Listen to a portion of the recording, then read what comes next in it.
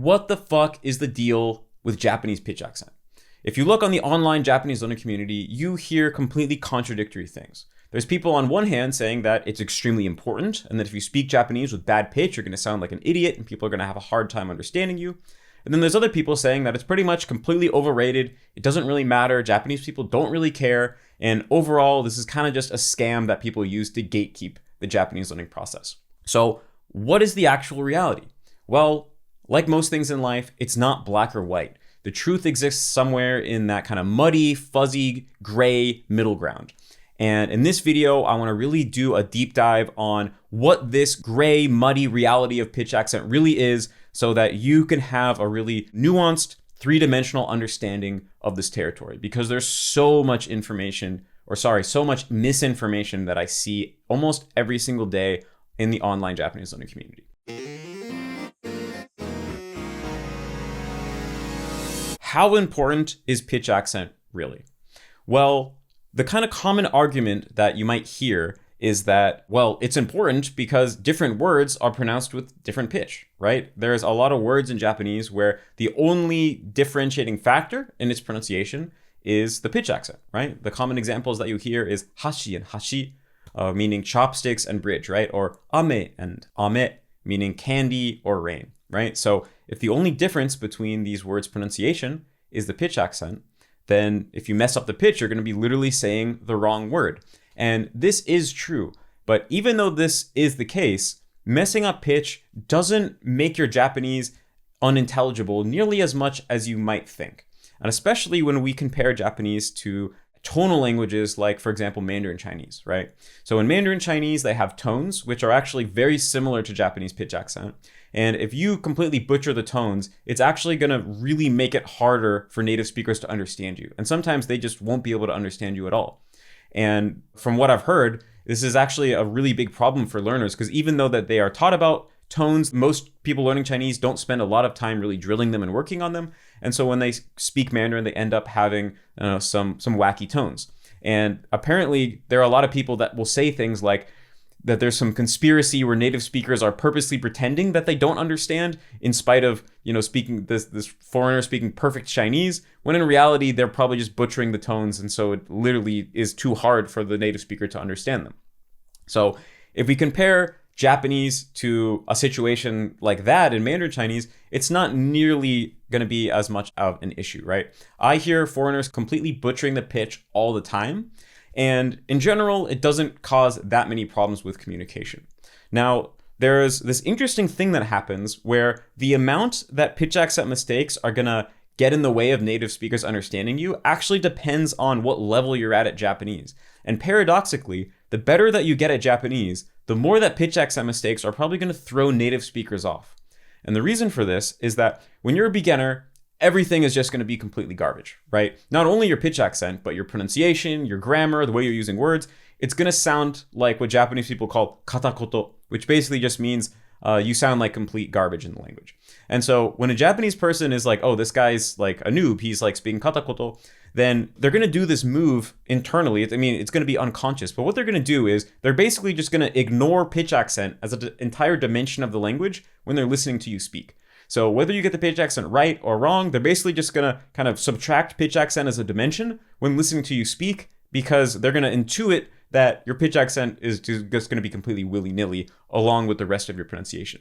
And so at this very beginning stage, when you're doing like your first output ever and you still sound really bad, pitch accent mistakes probably won't matter that much.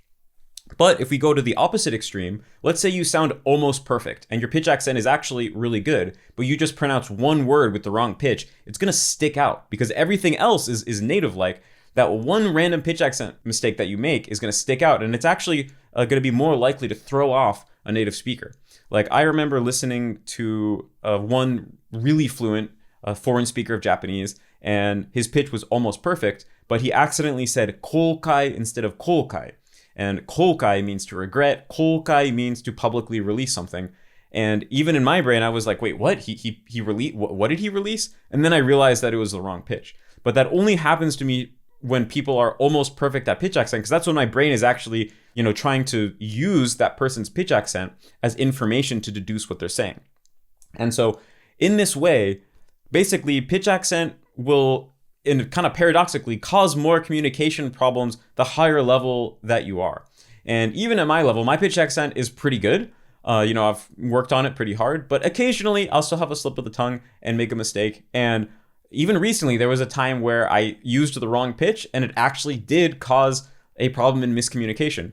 And this was kind of a funny minimal pair you don't hear that much, but there's these two words in Japanese, fuku and fuku, where fuku means to spray something or blow something, and fuku means to wipe something, like to wipe a surface clean. And this is a very specific situations, but if you're living in Japan, you're speaking Japanese every day, you're eventually gonna run into one of these specific situations. So the other day, I had this old Febreze that I pulled out of some box that hadn't been touched in years. And I was with my Japanese friend. We were trying to figure out whether we could still use this Febreze or whether we had to throw it away. And there was kind of mold on the nozzle. So what I wanted to say was like, well, why don't we just try wiping off the nozzle? And so I said, "Fuite mitara do?" My Japanese friend was like, "Oh, I already tried, spraying it once. It didn't clear the mold from the nozzle." And so what I meant to say was, why don't you try wiping it off? But because I said fuite instead of fuite, I literally said, why don't you just try spraying it again? And so in this specific case, I said the wrong pitch. And because both versions were plausible in this situation, the Japanese person literally misunderstood what I was saying.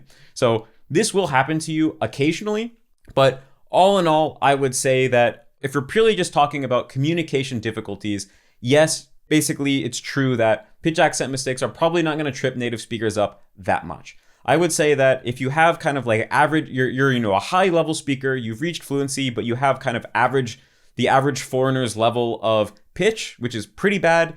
On the whole, it's not going to cause that many problems in communication. For the most part, Japanese people are going to be able to just infer what you mean even when you make a mistake. But there will be sometimes, maybe if you're living in Japan and you're speaking Japanese every day, maybe once or twice a week, there'll be a moment where you say something and they go, huh?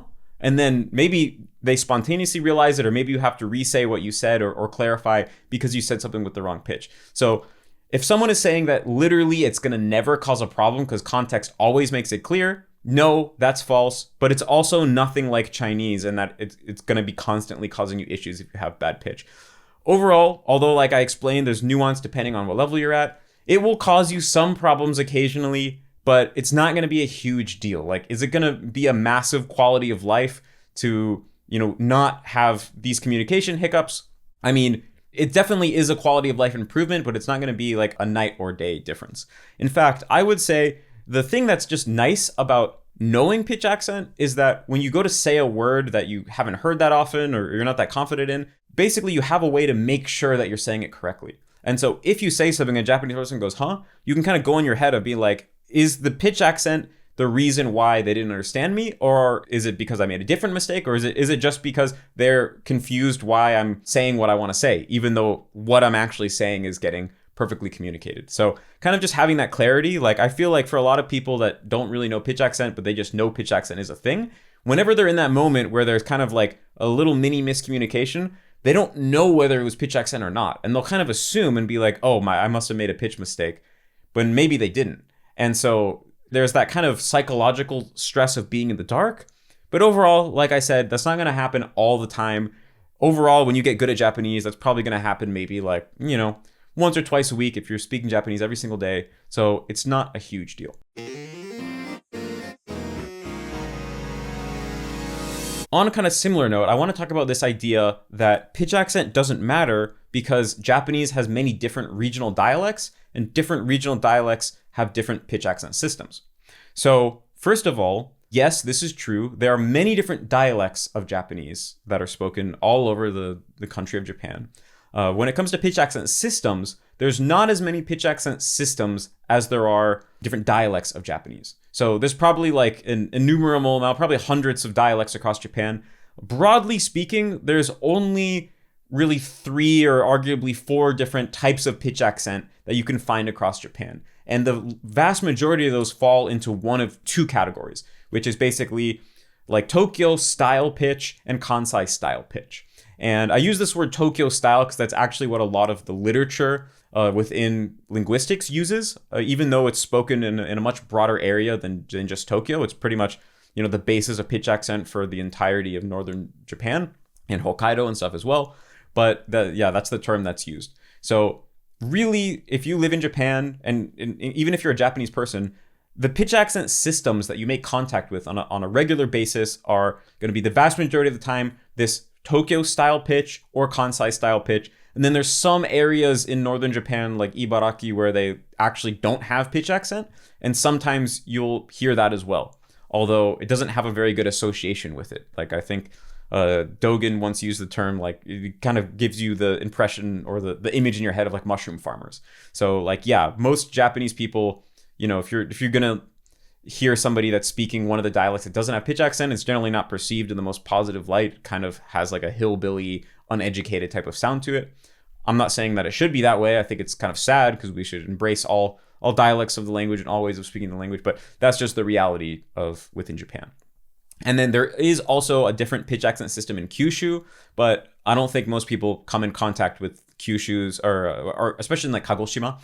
Kagoshima has its own pitch accent system. I don't think most people come in contact with this on a daily basis. So basically, when you're living in Japan, including if you're just a Japanese person from most places in Japan, the pitch accent systems that you're used to hearing are the Tokyo system and the Kansai system. And there might be specific differences, like specific words might have different pitches depending on exactly what prefecture you're from and things like that. But overall, as a system, like 95+% is going to be shared across the dialects.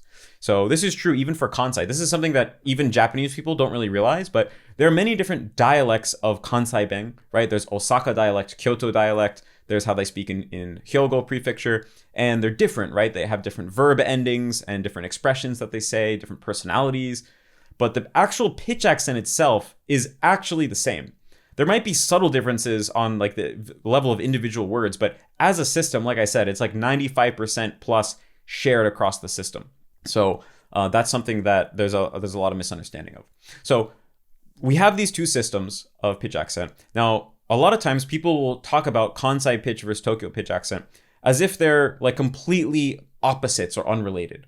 But the reality is, when you go through the history of Japanese, there's basically one shared pitch accent system that all dialects of Japanese have kind of branched off from. And so they share a common root, and they've gone through systematic changes and kind of branched off and became the different pitch accent systems that we have today. And so although on the surface, sometimes they look pretty different, like there's specific words where you could say the pitch accent is opposite between Kansai and Tokyo, but in reality, they're just systematically shifted by one mora, and they share a lot of systematic traits in common. And this has some pretty important implications. First of all, it means that Japanese people, even if, let's say, they're accustomed to one style of pitch accent, whether that's like Kansai pitch or standard Japanese, or maybe even one of the other rarer ones you don't come across that much, when they listen to a different pitch accent system, they can probably intuit that there's systematic changes, right? This is kind of like what it's like when you hear British English as an American or vice versa, right? You can sense that it's not that they're speaking with a foreign accent, they're speaking with a different native accent because their own dialect is internally consistent. And you can see that there's systematic mappings between, you know, our own dialect or your own dialect and their dialect, right? It's kind of like if you take all of this one vowel, you shift it to this other vowel, you get the British one, right? Of course, this is a simplification, but to a large degree. And Japanese people sense this, which is why when they hear a dialect of Japanese with a different pitch accent, it doesn't sound foreign to them. It just sounds like a different native dialect of Japanese. And there's just the fact that, you know, like I said, in general, what you're coming across is standard Japanese pitch, like Tokyo style pitch or Kansai pitch. And Japanese people from all over Japan have both been exposed to both of those to a pretty extensive degree. So even if they can't speak Japanese with Kansai pitch, for example, people from Tokyo can hear Kansai pitch and know like, oh yeah, this sounds like Kansai pitch, right? Their brain has kind of adapted to Kansai pitch. So yes, it's true that different dialects have different pitches. And probably to a degree, this means that Japanese people are used to basically listening to Japanese with different pitch and inferring what things mean from context, right? People from Tokyo don't have any trouble listening to people from Kansai speak, even though there's different pitch, because they're used to inferring what things mean from context. But again, a lot of it is because Kansai people aren't just speaking with a random willy-nilly pitch accent system. They're speaking with a pitch accent system that has systematic changes from the Tokyo system, and they're also just used to hearing it in general. So they kind of have built up that kind of like ability to naturally hear Kansai pitch in their brain through all these factors. On the other hand, when the average foreigner speaks Japanese, and I'm going to go into exactly what levels of pitch accent is it common for different learners to reach and stuff. I'll go into that in the next section. But basically, the average foreigner who speaks Japanese, there's two main traits that I would say that makes their pitch accent mistakes distinctively different from the pitch accent, or from the regional differences in native pitch accent systems. First of all, most foreigners, the vast majority of foreigners, they speak Japanese with inconsistent pitch accent. So really the way I interpret this is that most people, including me in the past before I studied Japanese, basically their brain just never figured out that pitch accent is really a thing. And what I mean by this is they never realized that certain words are always pronounced with certain pitch patterns. Their brain treats pitch accent the way that it treats intonation, meaning that you can basically just say the word however you feel like saying it in the moment based off your emotions, right? So, when you ask a question, the pitch goes up, like, oh, are you going to go? And if you make a statement, you say, oh, you're going to go, it goes down. So they kind of like change the pitch based off the context and their emotions, and don't really realize that there's certain aspects of pitch that are basically properties of a word that are not dependent on the context. And so because of this, you'll even hear, it's really common to hear foreigners, speaking, and they'll use the same word in two sentences back to back. And in the first sentence, they pronounce it with one pitch, and in the second, they pronounce it with a different pitch. So this is something that you would never hear from a Japanese person. For a Japanese person, even if they're from some, rural part of Japan with some different pitch accent system, whatever word they're going to pronounce the same word the same way every time, because their brain has a model of pitch accent. And so maybe they have like remembered one word, or the pitch accent entry in their brain for a certain word is different than the Tokyo one, but it's going to be consistent. They have an entry and they're still going to be like, okay, this word, I always pronounce it this way. But foreigners have this distinctive property where their pitch accent is kind of willy-nilly. They'll say it differently every single time. And that's something that I think to Japanese people sounds uniquely foreign. It kind of, I think, can throw them off a little bit because their brain can't adapt, right? Like if you're listening to a certain dialect, your brain can learn to be like, okay, he says this word in this way. Or even in most cases, they pronounce this category of word in this way, and your brain can adapt kind of systematically. But there's no possibility of that when a foreigner is speaking and they basically just do it randomly, willy-nilly. So that's the first thing. It's the lack of consistency. But second of all, there's also certain patterns that are true across virtually every dialect of Japanese. And the biggest example of this that I can think of is that when you have basically kanji compounds that are just read with the normal onyomi reading, like, taihen or benkyou or even nihongo, these words, the vast majority of them in every dialect of Japanese is that they're flat. They have the heiban pitch. This is true both in Kansai and in Tokyo Japanese. Whereas the number one mistake, like specific pitch accent mistake that foreigners make when speaking Japanese, or at least particularly Westerners, is that they pronounce things that should be flat with an accent. So instead of saying benkyou, they say benkyou. Or instead of saying nihongo, they say nihongo. And they add this drop that wouldn't be there. And this is something that, like, when a Japanese person hears that, they're not going to associate that with, like, oh, they must just be speaking a different dialect of Japanese or something, because no dialect of Japanese has that property. That way of adding in the drops that shouldn't be there on kanji compounds, that sounds kind of uniquely foreign. So there are these properties that basically differentiate the ways that foreigners make mistakes in pitch accent versus the way that Japanese people have different pitch accents depending on where they're from. So what this all kind of adds up to, I would say, is that when it comes to communication, because really there's two different things we have to think about. One is like the practical aspect of like how much is having different pitch accent going to impede your communication. And then there's the other aspect of it of, okay, even if they can understand you, how is it going to change their perception of you, and how much is it going to make you sound like native or not? So basically what I've seen all in all is, if we first are going to talk about the communication side of things, to a certain degree, like I said, Japanese people are used to hearing different pitch accent systems. And in general, the cases where it's truly ambiguous and pitch accent is the only differentiating factor are relatively rare. So for the most part, if you speak Japanese with kind of like average foreigner pitch, where your pitch is like pretty bad, you make a lot of mistakes, basically what Japanese people are going to do, even at the higher level, is probably just kind of ignore pitch, and they're going to kind of filter that out when they're listening to you. And the vast majority of times, yeah, it's not going to cause any problems with communication. They'll probably get used to the kind of uniquely foreign sounding way that you speak, and it won't be that bad. Like I said, there will still be sometimes, if you're speaking Japanese every day in Japan, I would guess maybe once or twice a week, there's going to be some awkward moment where, because your pitch was different, they misunderstood what you said or just kind of threw them off. But overall, it's not going to have a giant impact on your quality of life. The other side of things of, okay, what about the way that they're going to perceive you? Well, I think that, this is when pitch accent does start to play a much more of an important role, but it's still not the end all be all. Basically, what I've noticed through meeting a lot of different foreign speakers of Japanese with different strengths and weaknesses and seeing how Japanese people react to them is that basically your overall pronunciation, so like how much are you able to make your voice and your rhythm and your vowels and consonants sound Japanese? Those things native speakers use to judge how native like you are, even more than your pitch accent. And this makes sense because when we, again, look across Japan, basically the way that people pronounce vowels or the unique kind of quality of the Japanese voice based off how you kind of hold your vocal tract when you speak the language, those are pretty much uniform across all of Japan. Maybe there are micro differences, but for the most part, they seem to be pretty stable. Whereas, like we talked about, pitch accent is different across Japan. And so if basically there's something about the way you're using your throat and your voice that makes your voice sound uniquely foreign, or the way that your vowels work sound uniquely foreign, like there's just zero possibility that you're a Japanese person, right? And so that immediately is going to make you sound very foreign.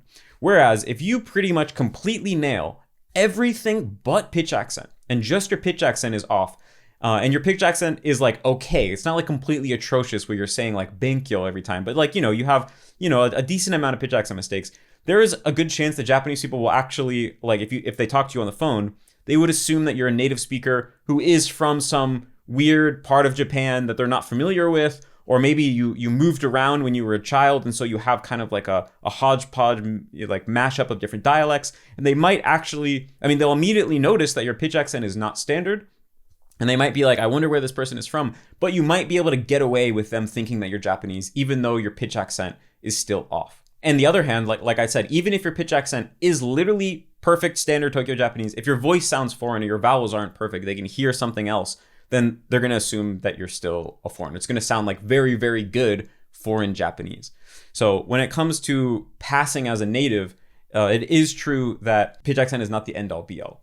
Now, one kind of big caveat I got to say here is that whenever you're getting feedback from Japanese people, you really have to be super skeptical. And this is a lesson that has so many different layers to it, but I really think people don't really understand, even people that are very good at Japanese. Because, there's the Nihongo Jozu meme where people say like, oh yeah, you just said one word in Japanese, now they're telling you Nihongo Jozu. And so when they tell you Nihongo Jozu, it doesn't really mean that you're good. First of all, this isn't necessarily the case. Sometimes there's people that were born and raised in Japan, but they have a foreign face and they'll still get told Nihongo Jozu. They're telling you that you sound Japanese and that over the phone, they would have thought that you were a Japanese person. And chances are this is not true. In fact, I know that my Japanese doesn't sound fully native. And if you get a Japanese person to be brutally honest, they will tell you like, oh yeah, he still sounds like a foreigner who's like super, super good at Japanese. But there's still enough little subtle things in maybe my voice or the way that sometimes like a vowel will come out a little bit weird. They'll still be able to say like, I still sense some foreignness in reality. Yet, if you look at the videos where I'm appearing on Japanese YouTube channels speaking Japanese, you'll always say like, oh, if I closed my eyes, I would think it was a Japanese person talking. I get that comment all the time, and I know it's not true. And so I know it's not true for other people as well. And the only Japanese people that I've heard be brutally honest are, first of all, like teachers that I've paid to give me feedback. Like I had a pronunciation teacher who I paid a lot of money to get like really intensive training from. And she would be completely brutal. And she would point out, and I would show, we'd go over lots of other foreigners, and she would point out exactly what makes them sound foreign.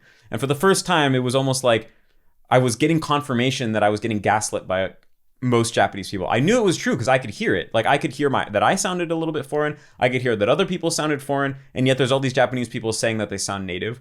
And so I was like, am I going crazy? Like, you have to be gaslighting me. Finally, I kind of got the confirmation. But also from any of my Japanese friends or the Japanese girls that I've dated, and we like actually, had a close relationship, then I can get them to be like really honest, and they'll be like, well, I mean, yeah, of course, he still sounds like a foreigner. Like, that's basically what you can get them to say when you is honest. And they're like, well, I don't literally think he sounds Japanese. I just mean that he's like really, really good. And so I'm being nice. So yeah, this is just something that you have to really take seriously, is that you can't take feedback from Japanese people on face value very easily. You have to like really have somebody that and you can really basically get them to be brutally honest. It's actually quite a difficult thing to do. And because of this, there's a lot of, I think, confusion and kind of misunderstanding about like how good are people in the community. Like, I don't think that I sound fully Japanese. In fact, I think it's super rare. There's like really only people I can basically count on one hand that are foreigners that I think could like consistently pass over as being a native speaker on the phone. And even then, that's kind of like they would pass for maybe like a minute. And if you listen to them speak long enough, you would probably still start to notice that they don't seem to be fully Japanese. And so when it comes to the reality of passing for a native speaker, I would say that if your pitch accent is decent, but everything else is perfect, then you can pass as a native speaker. But again, you're still gonna maybe have those hiccups every once in a while if you get the pitch accent wrong and things like that. It's really rare for someone to truly pass as a native speaker. But if we also go, I guess the way you should think about it is you could have like a Venn diagram where on one hand you have like could pass as a native speaker on the phone. And then on the other hand, you have like has close to perfect pitch accent. And then there's the extremely few number of people that actually exist somewhere in the middle. In fact, I can really only think of like maybe one or two people that like learned Japanese after age 15, and I would like really put in that category of being in both. So let's talk about that. So I kind of talked about the people that don't have perfect pitch accent. What about the people like, okay, whether they pass as a native or not, we'll put that to the side for a second, but let's just talk about people who have perfect pitch. So it is extremely rare for a foreign speaker of Japanese to have perfect pitch. I think it's a lot rarer than anyone realizes. And it's actually very fascinating because literally every Japanese person acquires perfect pitch. Like, Japanese people don't just accidentally say a word with the wrong pitch. Like, they have such incredible accuracy with how they speak pitch. And besides maybe the people that grew up in that one part of Ibaraki that has like literally no pitch accent, like everyone who grew up in Tokyo has perfect Tokyo pitch. And everyone that grew up in Kansai has perfect Kansai pitch. And this is kind of like an incredible thing when you think about the fact that it's so incredibly rare for foreigners to have perfect pitch. And this includes people that are like at the top level of, speaking Japanese. And so even some of the people who I respect the most and that say are like the most successful Japanese learners, maybe even some of the people that could fool Japanese people on the phone into thinking that they're Japanese, they still make a mind-boggling amount of pitch accent mistakes. There's something about pitch accent that just makes it so hard for the foreigner's mind to acquire. And I have a lot of theories about why this is, but this is the objective reality. So to talk about like who are some of the people that have close to perfect pitch. I won't say literally perfect, but like, pretty close. Some of the people that come to my mind are like Dogen, Nick, the singer, who's like a J-pop singer in Japan. I interviewed him on my channel a long time ago. Mui Mui, the Chinese girl who has a YouTube channel in Japanese, who's like totally incredible. Maybe you could put me in there too. Of course, my pitch isn't literally perfect. I still make mistakes. Generally, when I make a mistake, I notice that I made a mistake, but like my pitch is pretty good. On a good day, I can speak for multiple minutes without having any pitch mistakes. So if we're going to have that level of leniency, which I'm kind of applying to all the people here, then yeah, there's also this Turkish guy that's like on Japanese TV a lot that has like pretty much perfect pitch. A couple other people in the Japanese learning community, but it's extremely rare. And the thing that almost all of these people have in common is that they consciously worked on having good pitch, right? Like Dogen, if you know his story, he studied phonetics first thing and went really deep into pitch accent first thing in learning Japanese.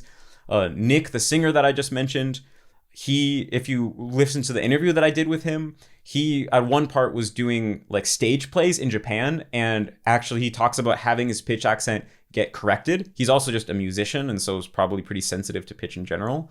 Mui Mui, the Chinese girl, she went to an announcer school in Japan to like that only native speakers go to, and like learned to be a TV announcer, basically, or like a radio host in Japanese, and they corrected her pitch super strictly, and she, was using the NHK accent dictionary. And me too. I had to work on it really, really hard.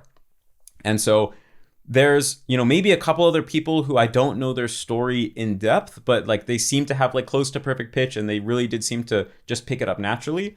And so that's like really impressive. But generally, even then, the people who learn kind of like naturally, first of all, I talk about this a lot, in my community, but people who learn through listening in general have a way better accent and have way better pronunciation than people who learn through reading or taking like a pretty heavy hybrid, reading listening approach, like past me did, like I did in the past. And so there are these people that learn through listening and have a really incredible accent. Maybe they could even pass as a native speaker on the phone, and they have like very good pitch, but they still will make mistakes at a relatively high rate. Like, if they speak for a minute, they're probably going to make like at least one mistake. And so ultimately, it seems to me, with like maybe some extremely rare exceptions, that like the only foreigners that have close to perfect pitch are people that studied pitch. Like we're talking about like, like maybe Mui Mui has like literally 99.99% accuracy. Then there's like me, Dogan, Nick, like Nick the singer have like 99% accuracy. And then the people that didn't study pitch, like who are still good, are like 90% accuracy, like on the high end. And so it really just kind of seems like if anyone's trying to tell you that they have perfect pitch because they just learned through listening and they just did the Kotsu game, when they first were learning, like chances are they don't have perfect pitch. And I just saw somebody on YouTube recently, and I know I'm spending a lot of time on this, but I just saw somebody recently like basically saying like they have a native accent and that they acquired pitch accent naturally and that they have perfect pitch because they just learned through listening and shadowing and doing like intuitive pronunciation practice. And I listened to them speak, and they had an incredible accent, maybe even to the point where they could fool a Japanese person into being half Japanese or to have grown up in Japan in some rural area or something. But their pitch accent was pretty bad. They made mistakes like at least every other sentence on average. They were making a pitch accent mistake. And the thing is, I know that they're not lying. I believe that they have good pitch, but they're basically falling to the flattery of Japanese people. They didn't realize that the Japanese people are not being brutally honest, and they're just being really nice in their feedback. And that's the thing that always kind of like bugs me, is that like I don't think you have to have a like perfect pitch accent. Like I said, like these people that have like, maybe 80-90% pitch accent accuracy and everything else sounds great, like they're in an incredible position to be in. In fact, they probably sound more native, like all in all, than I do. But they're not aware of how many pitch accent mistakes they make, because the thing is, they can't hear it. If they could hear it, they would be able to fix their own pitch. But because they can't hear it, they sound perfect to them. And then Japanese people almost never correct them because they're way too polite, right? And way too nice. And so then they just end up thinking that they basically sound perfect. And then they give it, they kind of give misinformation when they're talking about advice and things like that, because they're like, oh, well, I did this and I have perfect pitch. So therefore, what's the point of studying pitch, right? And so that's my one gripe, is that I think that, like I kind of said, that if you take an approach where you're learning through listening and maybe you do Kotsu and stuff like that, you're probably going to end up with an excellent accent altogether and very good pitch. It's probably not going to be perfect, because when we look at the evidence, that's what the evidence that we see. But that's great. That's a great position to be in. Just, it's false advertising if you say that if you do this, you're going to end up with 100% accurate pitch or like 99% accurate pitch, right? I think that people should be making an informed decision. I encourage people to say like, yeah, if I could have 90% good pitch and an incredible accent, that'd be great. So that's what I'm going to aim for. But I don't want the kind of false, idea being sold that you can get like literally perfect pitch if that's all that you're doing. I mean, I have other theories, like maybe if you take like a fully ALG like approach, you can get even closer because you can avoid all interference and things like that. But like overall, we don't have evidence that people can consistently acquire perfect pitch without specifically training pitch. There's just no evidence for that right now. So that's like one distinction that I really wanted to make, is kind of like my pet peeve. And again, if you get Japanese people, like all my close Japanese friends, I talk about pitch all the time, and I've trained them to correct me. So, like my girlfriend in Japanese, she corrects me on a daily basis because I'll have I'll slip a tongue. I won't be paying attention. I'll say something with the wrong pitch. And she'll almost make fun of my pitch. And that's the thing is when you look at Japanese people interacting, if they ever do have like a slip of tongue, or maybe they learned a word through reading and so they guess the wrong pitch and they say the word at the wrong pitch, Japanese people immediately point it out and they make fun of each other. So Japanese people are actually super sensitive to this overall. And so that's why if you want to sound fully native and really make it a Japanese person feel that there's zero difference between you and them, you do need to have perfect pitch. Now, on that note, before I move on to actually talking about what should you actually do to acquire pitch and kind of talk about the actual practical side of things, which is hopefully going to be the part of this video that's actually the most, practically useful to you, I do want to talk a little bit more about the actual benefits of being really good at pitch accent, because up until now in this video, I feel like I've really been making that point that it's okay to not have perfect pitch. And overall, you can still do extremely well. You can really excel as a Japanese learner, even if you don't have perfect pitch, which is totally true. But that's not to say that there aren't a host of benefits of actually having perfect pitch in its own right. So to talk a little bit about that, first of all, I've been throwing around these terms like 80%, 90% accurate, or 99% accurate. And, this is me not being super precise, but to kind of talk about what I mean, in a way, when you first hear like 80%, 90% pitch, that sounds like really good, right? Like 90%, that's on a test, you'd get an A if you got 90%. But what I mean is that, let's say that the average sentence has like 5 words in it, just like really roughly, right? If you have 90%, that means that every other sentence, you're going to make at least one pitch mistake, right? And if it's 80%, then that means that, on average, there's going to be one pitch mistake per sentence. And so the difference between that and then what I'm calling 99%, and I'm not really doing the math here, but when I say 99%, what I mean is more like when you talk for multiple minutes on end, then you might have one mistake in what you say, right? Whereas like 99.9, in my kind of subjective sense of this, it means like you could talk for like an hour and then have one mistake, right? So that's kind of like the levels that I'm talking about here. So a lot of people that are even like extremely good at Japanese and might even, might be able to fool someone on the phone for a little bit that they're Japanese, are actually below 80%. They might be more like 60 to 70%, meaning that on average, there's at least one mistake per sentence, sometimes more.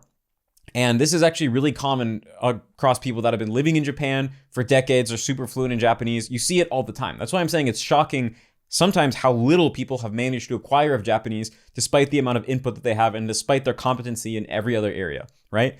Whereas even these people that I'm saying have like 80, 90%, and overall that's really strong. That's actually way above average when it comes to foreigners speaking Japanese with pitch accent. Like even then it's still, they're making a ton of mistakes and it's very noticeable in the way that they're speaking, right?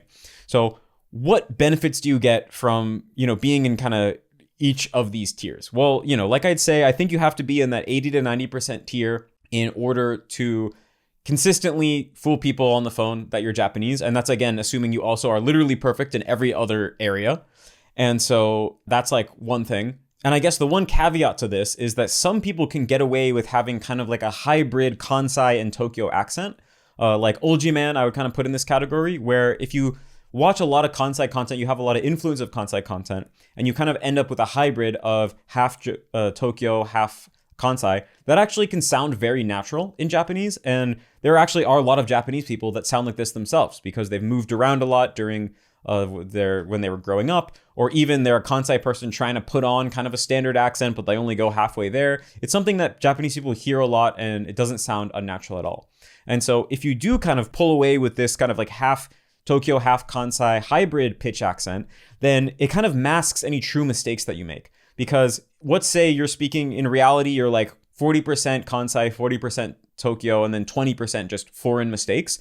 Those foreign mistakes will kind of get hidden and masked by the other two accents, right? So someone from Kansai is listening, they hear the Kansai stuff. If they hear something that sounds weird, maybe they just unconsciously assume that's part of standard Japanese. And then reverse, when you say something that sounds weird to a Tokyo person, they might kind of just assume that maybe that's Kansai pitch.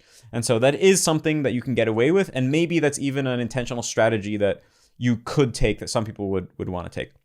But that's kind of an aside. In general, yeah, like I said, that's kind of like the 80, 90%. That's kind of like the limits of basically you still sounding fully competent in spite of those kind of like pitch accent mistakes that I'd say.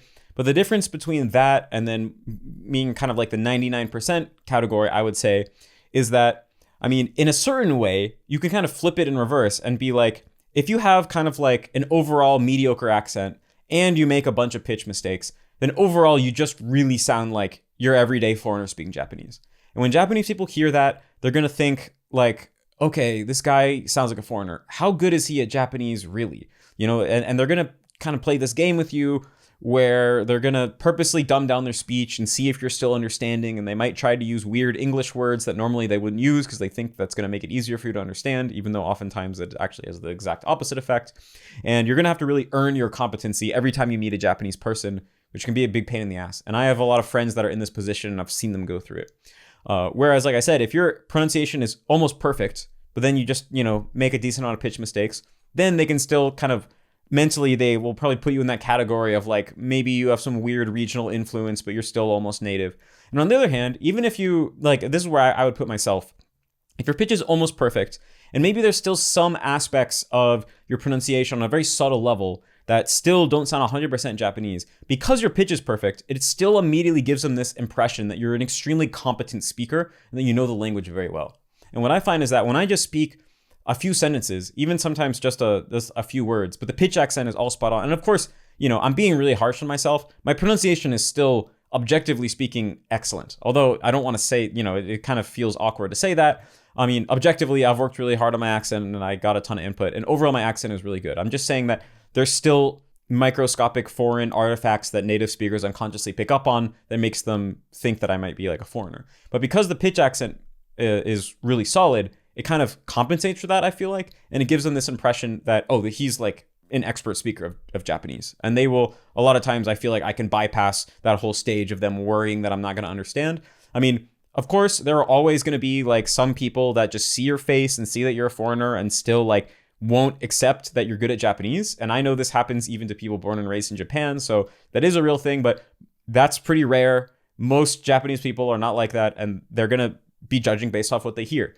So in a way, depending on your personality, there's a certain perspective to where if you decide you want to get good at pitch accent, it's something that you can have a lot of control over because it's very clear cut. Like what is, like for example, within standard pitch accent, standard Japanese pitch accent, what is correct pitch accent and what is not is very clear cut. And there's only 4 pitch accent patterns. Whatever when you're speaking Japanese, you're going to be saying one of the patterns and you either said the right one or you said one of the wrong ones. And that's it. And so in that way, if you have a kind of my personality where you're just going to like turn this into a science and practice it, takes a lot of time and a lot of work, but it's very straightforward in order to get correct pitch. It kind of has a right answer. Whereas when it comes to like making your voice sound Japanese and the more very subtle rhythms and making sure your vowels and consonants are completely perfect, like that's not something you can quantify as easily. And I think in a way, it's kind of harder to fix in a way. And so overall, like for me, I think I've had even though it took me hundreds of hours of practice, I feel like has been easier for me to make my pitch go from like probably 60% when I started to like right now where it's at like 99+% on a good day. That was almost like more straightforward than it has been for me to try to iron out the tiny little remnants of foreign artifacts from my pronunciation, if that makes any sense. And so, yeah, and I definitely feel that I get benefits from that. And in fact, one of the compliments that I receive most frequently from Japanese people is specifically them telling me that my pitch accent is good. Like one of the things they'll tell me the most within 5 minutes of speaking to me is intonation, hontou ni nihonjin mitai, or something like that. They call pitch accent intonation. It's the exact reverse from what the actual linguistic terms are, so it's very confusing. But yeah, they will specifically point it out all the time, saying like, oh, you don't speak Japanese like a foreigner. You speak like Japanese like a Japanese person does. They'll specifically say that to me all the time. So I know that I'm basically getting the benefits in this way and that those are very real. So in a way, I almost think of it as like you can either have pretty good pitch accent, like, 80, 90% and have everything else perfect. You can have everything else be pretty good and have like almost perfect pitch accent. And they're different, but you get kind of similar benefits when you're in that realm. And if anything else is either of those is not the case, or both is not the case, then you have to fight your way out of the box of being viewed as like, oh, you're a foreigner, Japanese is your second language. I'm not sure if I can speak to you the same way I speak to everybody else and be confident that you're going to understand me. So in conclusion of this section, Although, like I said, you really do have to take any feedback from Japanese people with many grains of salt. My sense from, having a lot of Japanese people that actually I have gotten to finally be brutally honest with me and hearing a lot of feedback from them and comparing them to other foreigners, my sense is that because, like I said, it is so very rare for a foreigner to speak with near perfect pitch accent, when you can do that, you get a lot of unconscious points in their mind when they're judging your competency. And so I'd say, obviously, that's the main benefit. And then the second main benefit of actually having good pitch accent is, like I mentioned earlier, at least in my case, it gives me a certain level of confidence. Like, because I have an internal kind of database of what the pitch accent of every word is, when I say a word, I can be confident that I'm saying it with the right pitch. And for other people that I know that even are really good at Japanese, like I kind of mentioned, a lot of times they don't know ever whether they're really saying it with the right pitch or not, right? They could say a word and someone could give them the and ultimately they're always like, oh, maybe I said it with the wrong pitch, right? Or they'll have moments where they're like, oh, there's these two words, like, I don't know if they're pronounced the same or not, right? And it's just these edge cases that like an actual native would never have to experience because they just know intuitively, and you kind of get that as well. So for me, it's definitely added an additional layer of confidence, which I really value in my day-to-day, usage of the Japanese language. Okay, so I'm going to get into what should you actually do to learn pitch accent. But before that, I want to talk a little bit about why is pitch accent so hard?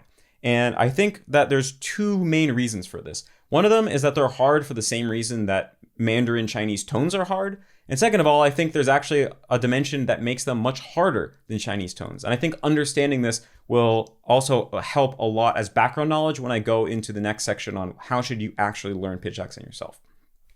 So first of all, pitch accent being hard in the same way that Chinese tones are hard. So talking with my friends that have reached a really high level of Chinese as a foreigner, like Mandarin Chinese, and who also, like for example, my friend Misha, who's kind of like the me, but for Chinese, where he first learned Chinese without tones and then retroactively went back and had to work really hard to improve his tones. Talking with him and other people that are like really high level in Chinese, it seems like it's almost just as rare for a foreign speaker of Chinese to have perfect tones as it is for a foreign speaker of Japanese to have a perfect pitch accent. And so this means there's something about just having pitch change the meaning, like changes in pitch correspond with lexical meaning, that's really hard for the mind of somebody who grew up speaking a non-tonal language to pick up. And I think what this has to do with is the fact that in English, all changes in pitch have to do with intonation. This kind of touches on a little bit of what I talked about in the last section. But for example, like right now, I'm changing pitch all the time, right? I'm no, no, no, no, no, no, no, no, no, no, no, no, no, no. So pitch is always changing. And in English and with most languages in the world, these changes in pitch, also known as intonation, like they communicate the way that you should parse the grammar and what emotions I am communicating, right? So like I said before, changing the intonation changes whether I'm making a question or not, right? If I say like, you're going to go versus, oh, you're going to go. The words are the same, but the meaning changes based on the intonation, right? Or that's like, oh, you're going to do it, or you're going to do it, or you're going to do it. Like these are, again, changes in intonation, they change the meaning. So the idea that changing the pitch of your voice will change the meaning is something that's very intuitive and seems to be a property of pretty much every language on earth. But the difference between that and pitch accent is that pitch has to do with the specific lexical meaning, right? So in English, there's no time where changing the pitch changes what word you're saying at all, right? Like whether I say like hospital versus hospital, it means hospital both ways, right? It changes the meaning of the overall context as a whole, but it doesn't change what word I'm saying. It's not like if I say hospital, now I'm saying the word for the dentist's office or something, right? Versus like a normal hospital. There's nothing like that. And so I think if you're coming from a language that's not a tonal language or a pitch accent language, it's really hard for your brain to make that leap and realize that basically in Japanese, changes in pitch do two different things. There's the changes in pitch that change the overall meaning, which are intonation, and then there's changes in pitch that actually change the word. And these are happening at the same time on top of each other. So for example, similar to English, when you raise the tone at the end of a Japanese sentence, it can turn it into a question. So for example, if I say like inu, that means dog. If I say inu, and I raise it in that nu like type of way, it makes it into a question rather than a statement. And this is true even for words whose pitch accent goes down. So for example, if I said like neko, that goes down. The ne has to be higher than the ko. That's the pitch accent. But if I wanted to turn into a question, I'd say neko. And if you listen carefully, it's going up, down, and then goes back up at the end. So overall, the pattern is still that it's going high to low. That can never change. That actually changing that can change the word. But it still goes up on the end. So in this way, or you do it in like a minimal pair, right? I could say like ame means rain. Ame means candy. If I said it as a question, ame mean like candy? Question mark.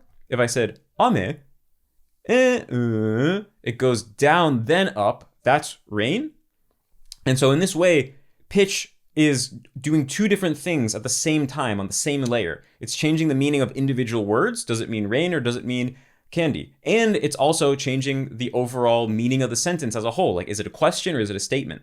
And so basically, I think what happens is the brain of English speakers, they pick up on like, oh yeah, there's intonation, there's sentence level kind of emotion and that level being communicated through the pitch because it's just like English. But then their brain thinks that everything is just that. They don't realize that actually there's this whole other thing happening in the same exact dimension at the same time.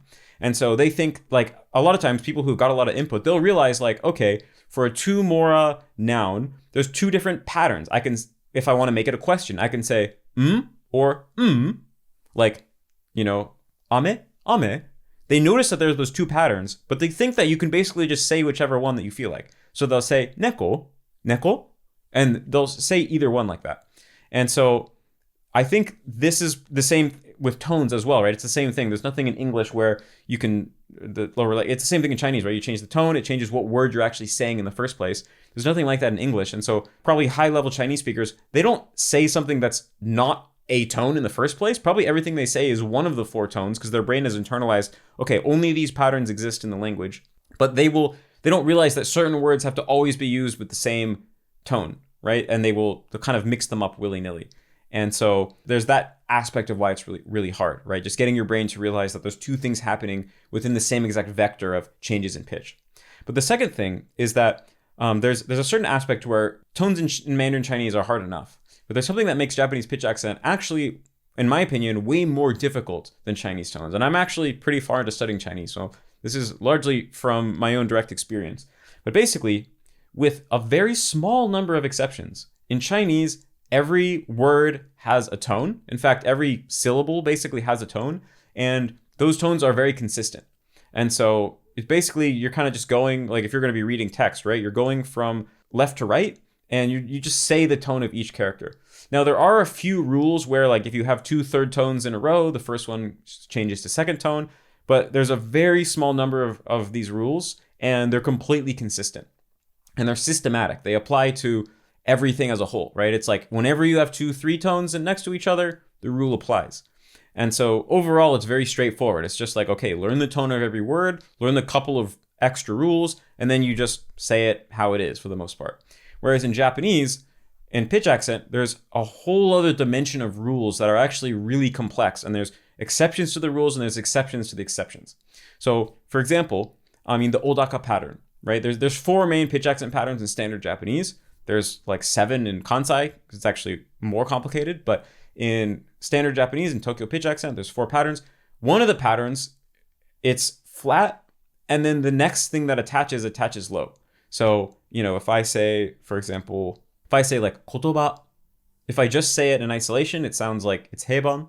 But if I put a particle, it's kotoba desu or kotoba wa, and the wa attaches low. And so you have to pay attention to not only the word itself, but the thing that comes directly after it. And that's already pretty challenging. But whenever the particle no is attaching, that is an exception to the rule where odaka particles attach low. Right? So if no attaches to an odaka word, it becomes heiban. So like flower, for example, hana. If I just say hana in isolation, that can mean flower or nose. If I put des, hana desu, that makes it flower. If I say hana desu and I pronounce it heiban, meaning the des attaches high, then it means nose. But if I say hana no naka, that can actually mean either inside my nose or inside the flower, because no is an exception to this rule. So that's already something you have to take into account is, okay, there's this exception here. But then there's exceptions to that exceptions. And there's a small number of words where they're odaka, but even when no attaches, the no attaches low. And these are generally words that have to do with sequences or quantities. So for example, tsugi, you still say tsugi no, or minna no, or numbers into like ichi no, or like futari no. And so there's exceptions to these. And there's other random words that don't belong to either of those categories, but still have no attached low. And there's ones that you think would belong to the category, but attaches high. And there's ones that can go either way. And so it's really complicated, right? That's just one example of there's a rule, there's an exception, then there's like an exception to the exception. And there's a million of those, to the point where if you're really going to try to teach them all, like in the course I made many years ago, Project Uproot, I basically tried to teach as many of these as possible. I mean, it's difficult on two different aspects, right? It's difficult for your unconscious mind to acquire it because it's so subtle. It has to notice all of these patterns on its own spontaneously just through absorbing it through input. And it's so easy to miss them, right? Because even if you're not picking up on these patterns, it doesn't affect your comprehension that much. And so there's that difficulty. And then there's also just the difficulty of like, okay, well, let's say you're going to try to like consciously make sure you speak with the right pitch. You have to learn an incredible number of these rules to the point where it's probably most people are just never going to be bothered to go that deep into the rules. So that is the difficulty of pitch accent. And with that said, kind of understanding why it's so hard, because I think other people are like, what's so hard about it? There's 4 patterns. Why don't you just say the word with the pattern? But the thing is, knowing what the word is in isolation doesn't tell you what it's going to be like in a sentence, right? For example, when verbs conjugate, every single conjugation pattern has a different pitch accent. And there are certain particles that overwrite the pitch and other ones that don't. There's different categories of particles that have different behavior. And so sometimes you have to look ahead, like when you're speaking pretty far, in order to know what's going to change with the pitch, right? Like sometimes if you listen to a Japanese person read out loud, like they will have to jump backwards and repronounce something because they didn't look ahead far enough to notice that the pitch accent was going to change. So with Chinese tones, you don't have to look that far ahead to be able to speak with the right pitch. Whereas in Japanese, there's certain times you have to look sometimes even 3 words ahead because a particle that happens 3 words from now is going to affect the pitch of the word you're about to say because different things can overwrite the pitch or change the pitch. And so it really becomes this complicated algebra of all these rules and different rules applying and order operations of the rules and the exceptions. And so, yeah, it becomes extremely complicated. So with that all said, that has very important implications for, okay, how should you actually going about learning pitch? So basically, I would say there's kind of, well, very broadly speaking, 2 categories of people. And the first thing you have to do is identify which of these categories you are. And this has to do with how far into the Japanese learning process are you already? So if you're relatively new to Japanese and you've only started within, the last 6 months, then you're basically still in a position where you have the potential to acquire a lot of Japanese pitch accent naturally. Like I said, I wouldn't expect on ever being able to get to 100%, but you can get to, maybe 90% just naturally through taking the right type of approach. So I'll talk about that in a minute. But if you're someone who's been learning Japanese for a while now, and you're already pretty well established in the language, you've been speaking Japanese for a while, you have a pretty strong basis, like basically the language is already pretty firmly formed in your head, then basically it's too late for you to truly acquire pitch accent naturally. And so that is kind of the first divide is, are you early enough along in the process to be able to acquire it naturally? So if you are in that camp, this is what my recommendation would be. The overall principle that I currently recommend that you go by is acquire as much as you can naturally, and then fill in the blank with basically conscious work. Obviously, I think that we should learn through input. Native speakers learn entirely through input. And that's then ultimately, like Stephen Krashen said, I believe that learning and acquisition are pretty much completely different fundamental things. And so the ideal case is that you acquire as much pitch accent as possible, just like native speakers do. That's what's going to give you an intuition. That's going to be what's most robust. It's going to make Japanese feel the most natural to you subjectively when you speak. And so my current approach is optimized for helping people acquire as much pitch accent as natural. Now, being realistic, even if you do everything in your power to acquire pitch accent naturally, I don't think you're going to get to 100% accuracy. If you're really diligent and you have a good ear, you can get to like 90 to 95% accuracy for most people. Of course, there will always be some extreme outliers that pick it all up naturally. But like I talked about in the previous section, when we look at the evidence, it's just incredibly outstandingly rare for foreigners to have good pitch. And in nearly every case that a foreigner has truly good pitch, they consciously put in work to get there. And so that being the case, I think it's simply unrealistic to think that you can get to 100% pitch accuracy completely naturally. And like I talked about, most of the people claiming to do this actually don't have perfect pitch. And they're either lying or more likely deluded because they took Japanese people overly complimenting them on face value. And so with that being said, I think that, yeah, if you're still relatively new to Japanese and it's not too late for you because you don't already have bad habits built up, basically, then what you should do is a few different things. First of all, the biggest thing that you can do is learn through listening and try to read as little as you can until you basically reach a basic level of fluency in the language. And the reason for this is, first of all, empirically. Like, I've basically been studying people that have gotten good at Japanese and other languages as an adult. And especially when it comes to pronunciation, the number one predictor on how good someone's accent is over anything else, and it's incredibly consistent, is that they initially learn the language largely through listening or through reading. And the thing is, when you're learning as an adult, learning how to read initially is a lot easier. You can learn a lot more quickly. It's a lot more concrete. You can memorize words even if you can't properly hear them yet. And what you're doing when you're doing this is you're basically building up a false model of how the language sounds in your head, because every time you read it, you're sub-vocalizing, you have that voice in your head, and that changes the way you hear the language. It establishes bad habits. And even if you go on to get thousands of hours of input after that, it's going to have a lasting effect. And I feel this to myself. Like I said, I don't sound 100% Japanese when I speak Japanese. There's still a lot of subtle foreign artifacts. And I think that that's because I learned so much through reading. And even though I've gotten so much input and I've worked so hard and I've improved my accent so much, I still don't sound as good as some people that basically just learn through listening and put in no work whatsoever. And so, yeah, that's the one thing that I see that's super consistent is if you want to get the best accent possible, then you should learn through listening. And now there's been a lot of resources created and there's a lot of tools at your disposal that makes learning through listening a lot easier than it used to be. And the whole method that I teach in Immersion Dojo, my paid community, revolves around that. And I have a whole method. That's what I'm using for Chinese. There's tons of people that are using it there and getting like really good results. So I know it sounds really hard to learn all through listening, but it's actually not as hard as you'd think now. There's a lot of new tools. But even if you're not going to go that extreme, which I know most people aren't, I would still, to whatever degree it's important to you to have a good accent, try to learn through listening as much as you can. Try to listen as much as you can. Try to read less. I would encourage you to have audio on the front of your Anki cards and only put text on the back if you're going to have text on them at all. And so that's the number one lever you can pull to get a good accent. Of course, later you can learn how to read. In fact, you should learn how to read. You shouldn't stay illiterate forever. And you can read as much as you want.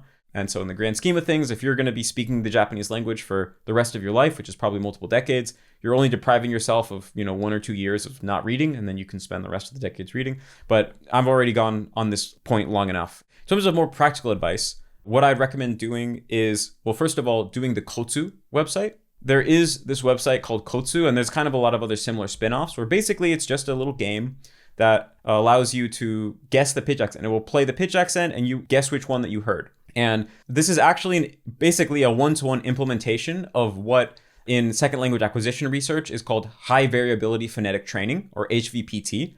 And this is basically just training where if you want to become able to hear a sound that you can't currently hear, like a certain sound distinction in a foreign language, you do this type of training where they play one of two sounds that you can't hear the difference between, and then you have to respond to which one you heard, and then you immediately get feedback on whether you were correct or not. And there's actually a really solid body of evidence that this style of training is really effective. And so basically, if you do this Kotsu game, then you will become more and more able to hear the different pitch accent patterns. And at the beginning, you won't be able to hear them probably. Now, the big problem with Kotsu is that it doesn't have enough variability. So what the body of research shows is that variability is really crucial for your brain to deeply acquire the sound distinction and for that to generalize. So if, for example, if you only have one speaker and all their training data comes from one person, your brain is really lazy. And so it will basically become, to use machine learning terminology, it will become overfit for the data that you're getting. And you'll become able to determine the pitch accent patterns when that one person is speaking, but not when anyone else is speaking, because your brain's network will have become like optimized for the specific quality of that one person's voice. And so basically you want many different speakers. You want both male and female. You want different styles, like maybe someone speaking quickly, someone mumbling, different emotions. And that way you can acquire it in the most robust way. And the problem with Kotsu is that most of the audio is very clean cut, and it's taken directly from dictionaries that are spoken by announcers that are, hyper enunciating. And so because of that, it doesn't transfer one-to-one, and the training process itself can be a little bit inefficient. But overall, I think it's still effective and worth doing. And so, yeah, I think if you just learn through listening and then you do the Kotsu game, that alone, I think, can get you to 90%. And also you want to do like other phonetic training, like, chorusing and shadowing and parroting and things like that. Yeah, I think that alone, just doing the high variability phonetic training through Kotsu, learning through listening, and then doing kind of intuitive imitation-based pronunciation training, that will get you really, really far. And then what you want to do is basically acquire as much as you can acquire naturally, and hopefully you can get really far to like 80-90%. And if you're happy, then that's great. If you want to take it even further and really go to 99%, then go and just learn whatever you failed to acquire.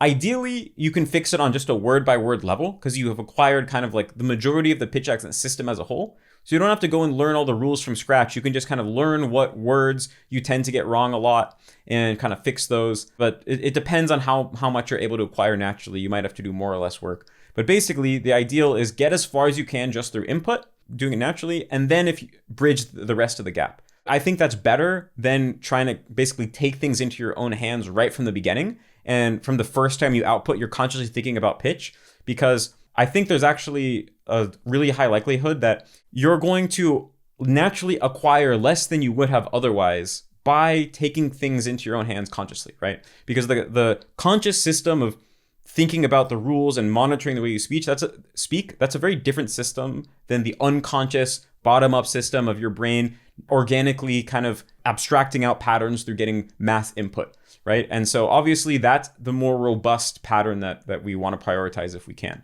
And so overall, I would actually actively avoid going too deep into pitch accent theory early on. I think it's good to have the pitch accent on your cards, like if you're doing Anki cards, and just try to say them the right way. But I wouldn't go so far as to trying to memorize all the rules, and I wouldn't try to be thinking about pitch when you speak, because I think that's actually going to get in the way. And then later, once you have kind of become established in speaking, then you can start trying to get feedback from native speakers and try to kind of fix it more intuitively if you can. So that's kind of like my number one recommended path. I think just to say it again, to make it extra clear, if you're still relatively early on in the Japanese learning process and you haven't already kind of like fossilized a bad accent, then what you want to do is, well, learn through listening as much as you can, do Kotsu, learn how to hear the different 4 pitch accent patterns. And, if you don't already, learn what the 4 pitch accent patterns are, learn how to hear them with this game, put the pitch accent on the back of your cards and have audio on all your cards.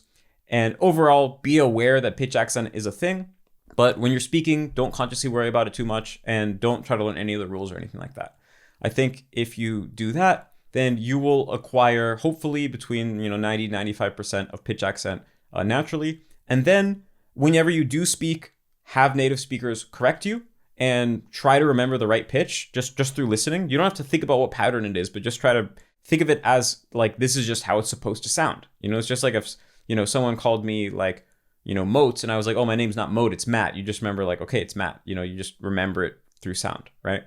And I think through that, just getting native speaker feedback and being a little conscious of it, you should be able to get really close to 99%. And if there's any persistent mistakes that you make, you might have to go and learn some rules or a little bit more theory on that specific point. But ideally, you'd only do it on that point and not on everything. And this is ideal, again, because that way you're intuitively getting to a native like ability of pitch, right? Ideally, you don't want to be thinking of rules in your head. You want to be just knowing what sounds right and operating on a level of intuition and sound. If you're not in that camp and you're somebody who has already been learning Japanese for a while, already been speaking Japanese for a while, then you're probably not going to be able to acquire pitch accent naturally. This is just the brutally honest truth. There's something that is called in linguistics, right? Fossilization, where basically the language is already pre-established in your mind, and getting more input doesn't really have that big of an effect on the core foundation of the language in your head. And something like pronunciation, that's like what it should be one of the first things that you acquire. Like Japanese infants are already getting the pitch accent right when they're speaking, when they're first saying their first full sentences, right? Because this is like a full building block of the language. And so once you've kind of gotten to the point where you've fossilized, the way that you pronounce the language has become habitual. And even if you haven't actually outputted, if you've done a lot of reading, you can still belong in this camp just because you've pronounced it in your head so much that that's kind of created your way of speaking. And you don't have any pitch accent acquired, then yeah, you can't expect that getting more input or just doing kotsu and getting input alone is going to be enough to change it, because it's not. You have so much momentum in your brain of the Japanese language existing without pitch accent that it needs something monumental to change it. And I was in this very position. I started learning pitch accent about 5 years into studying Japanese, and I had zero pitch accent accuracy at the time. You can go watch videos of me from before I studied pitch accent. My pitch accent is completely god-awful and terrible. Probably maybe even below average. And so what I had to do, and basically what you have to do, is basically take things into your own hands and really use your conscious mind as a monitor to build a whole bunch of infrastructure for pitch accent in your brain. And what that means is, first of all, you're going to have to still do the same training, like the kotsu training, to be able to hear pitch accent, because if you can't hear it, then that has to be the first step of anything.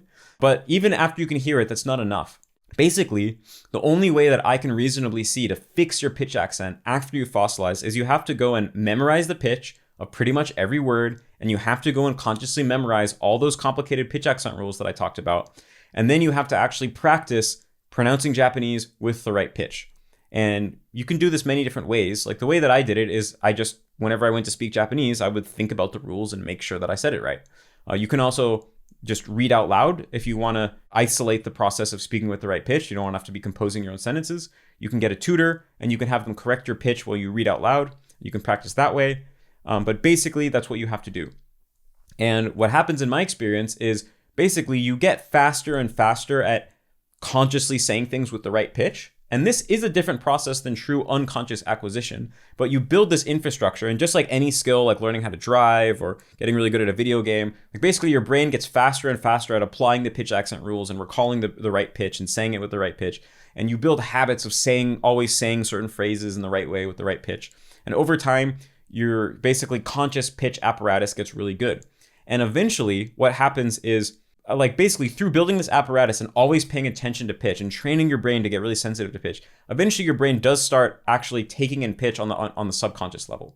Because basically what happens is, before you study pitch, if you fossilized without pitch, then your brain has basically learned to just ignore that entire dimension of information. Whenever your brain's listening to Japanese, it's not taking in the pitch accent information. It's basically that information is getting stripped and thrown away. And so even though you're getting tens of thousands of hours of input, your brain's not getting any pitch information that it can use. Whereas once you start paying attention to it, now that information starts going into your unconscious mind, you start really being able to hear it. And especially if you're reading, you want to make sure that you're reading with the right pitch in your head and that voice in your head. And then that becomes additional input to your unconscious mind.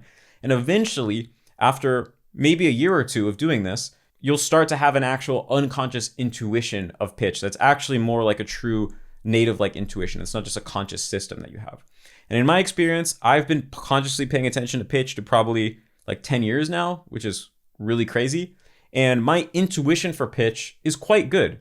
I would say my intuition for pitch is like 95% accurate. And so if I am like not monitoring my speech and I'm just like really tired and I don't give a crap because I'm with my girlfriend or whatever, I'm just speaking Japanese, I will still make pitch accent mistakes like every once in a while. But they're all things that if I listen to a recording of me, I would immediately notice that it's a mistake, And when I'm filming a video and I want to be like on my A game and I'm really paying attention, then I can have like more like 99% plus pitch accent accuracy because I'm kind of taking advantage of my filter. And honestly, I've been pretty lazy with my Japanese studies where like I haven't been super strict about doing a ton of input, or I haven't really been like consciously practicing Japanese. I've kind of just been living my life.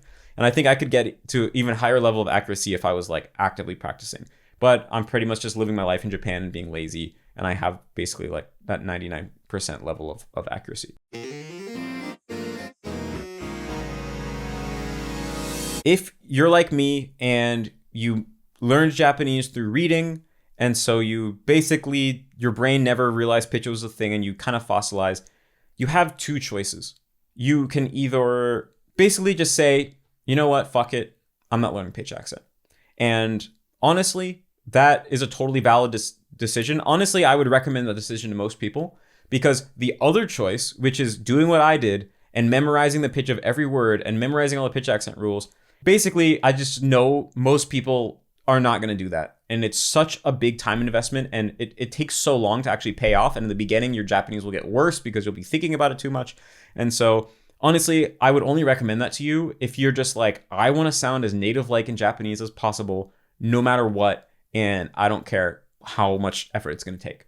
If you were in that position, then you can get either Dogen's course. I have my own course, Project Uproot, which you can technically buy for like $110 or something inside of Immersion Dojo, that also teaches all the rules. If you can already read Japanese, then you can learn a lot from the NHK Accent Dictionary in the back of the book, and the Shinmeikai Accent Dictionary, and you can embark on that journey of fixing your pitch. But honestly, for most people, I would say probably not worth it, all in all. Like, it might be shocking that I'm saying this, but personally, I'm really glad that I did it. But if you're just really good at, like I said, I have a lot of friends, they're incredible at Japanese. Some I would even say, all in all, better at Japanese than me. And Japanese people love them and adore them. They do Japanese YouTube. They're super popular. People care what they have to say. They are perceived as a foreigner, but they are a foreigner, so it's fine. And, maybe once, twice a week, there's a communication hiccup. It's not the end of the world. I think it's not really worth it. But if you are early on in the process and you have the ability to acquire most of it naturally, in that case, I would definitely say go for it. It's totally worth it. It's not that much of an upfront cost, right? It's like you do the Kotsu training, doesn't take that long to do. You can, and even in just like, a month or two, you can get, 90% accuracy. That'll be good enough. There's tools that let you put the pitch accent on your Anki cards effortlessly. And then besides that, if you just get a really good workflow where you're learning mostly through listening, then you can acquire most of it naturally. And in that case, why not? So honestly, that's kind of where I've arrived. Pitch accent, all in all, it's a nice to have. There are going to be negative side effects if you speak Japanese with pitch accent that is foreign-like. But overall, it doesn't make or break anything. It's not the most important thing. Even within pronunciation, it's not the most important thing. All the other aspects of like having Japanese, like rhythm and voice and vowels and consonants, are even more important than I would say. So, to conclude, almost nobody has good pitch accent. Most people claiming they have good pitch accent are deluded, especially the people that say that they just got there naturally.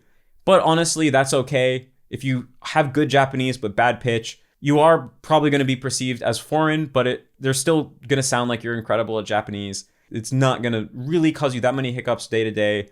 If it's kind of too late for you to acquire it naturally, probably just live with it, unless you're like me and you just really are that dedicated to it. But if you're early on, probably try to set things up so that you can acquire it naturally.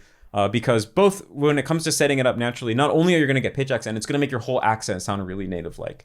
And I think that, again, it depends on your life situation and your motivations and stuff like that. But I do think that, living here for a while, Japanese people definitely, they see your face, they want to put you into the box of being a foreigner. Even if they're really nice to you and very hospitable to you and even become your friend and hang out with you, they are really thinking of you as a foreigner at first, and you have to really work to get out of that box. And the more that you sound like a native, the easier you're going to be able to get out of that box.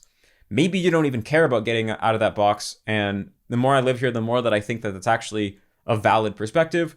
But if you want to at least have the choice of when you want to leave the box and when you don't want to, then having a good accent is probably the best way that you can do it.